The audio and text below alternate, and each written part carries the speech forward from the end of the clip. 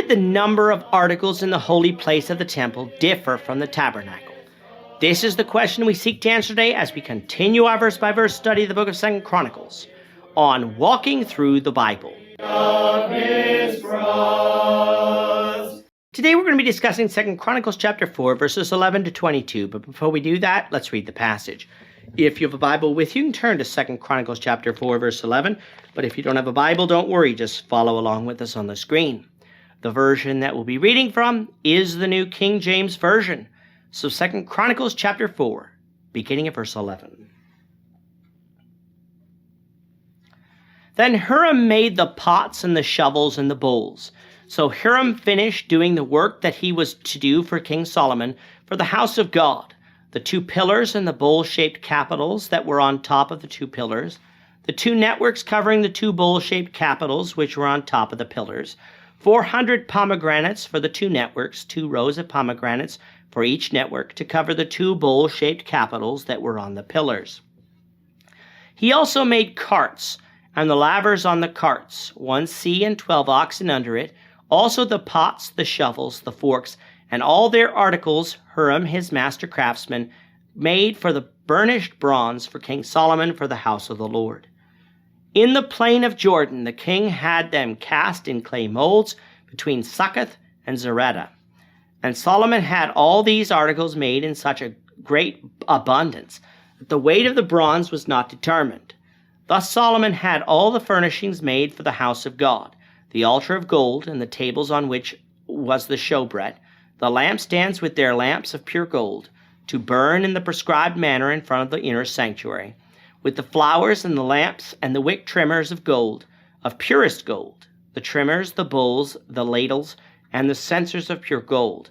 As for the entry of the sanctuary, its inner doors to the most holy place, and the door of the main hall of the temple, were gold.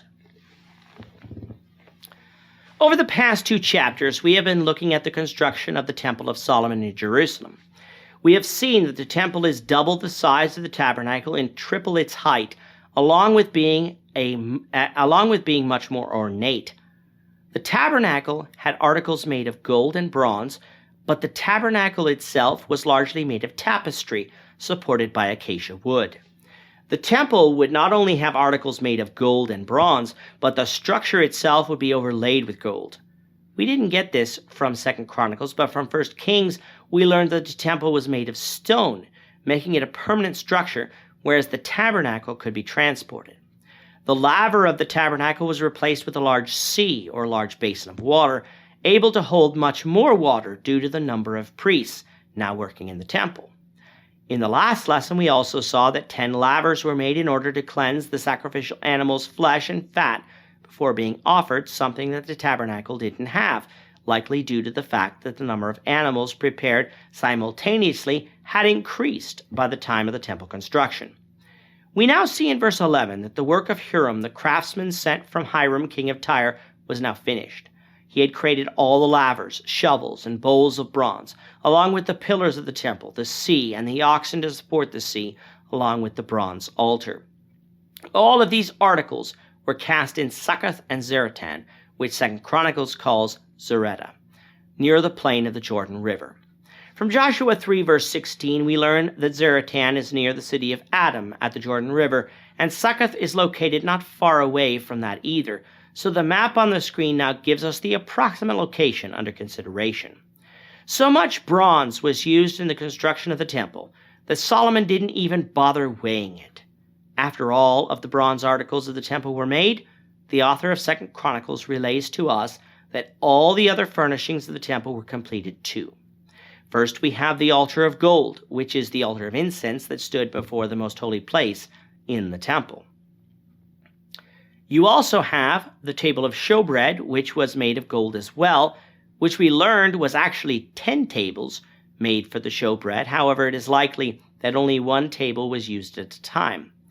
We said in the last lesson we don't know why 10 tables were made, but perhaps because the temple was bigger, 10 tables were constructed to fill the space. The final article for the inside of the temple was the golden lampstand, which, like the table of showbread, was also made in a multiple of 10. The golden candlestick, which would have looked similar to the golden candlestick of the tabernacle, and the reason for 10 of them is likely due to the size of the room needing more light. Why 10? Well, 10 represented completeness, and so it is likely that that is why this number is chosen as well, as it's the need for more light due to its size. So as it concerns the articles in the holy place of the temple, there were not any additional articles like we saw with the 10 lavers outside the temple. However, the number of articles changed as it concerns the table of showbread and the lampstand. But with that, the temple of God is now finished, and what a grand structure it was. When we get to chapter 5, the Lord willing, in the next lesson, we're going to finally come to the point that David desired during his reign, the reunification of all the items of the tabernacle, with the Ark of the Covenant coming to Jerusalem, an event that was about 125 years in the making, so we hope you'll come back for that. With that, our time is up for today. The Lord willing, we hope you'll join us for tomorrow's discussion of 2 Chronicles chapter 5, verses 1 to 14, as we continue our walk through the Bible, one verse at a time. Thank you for watching today's episode. We hope that you found it edifying and ask that you not only subscribe to our channel and podcast, but that you like and share this episode among your friends, so that the saving gospel of Jesus Christ can go out to the whole world.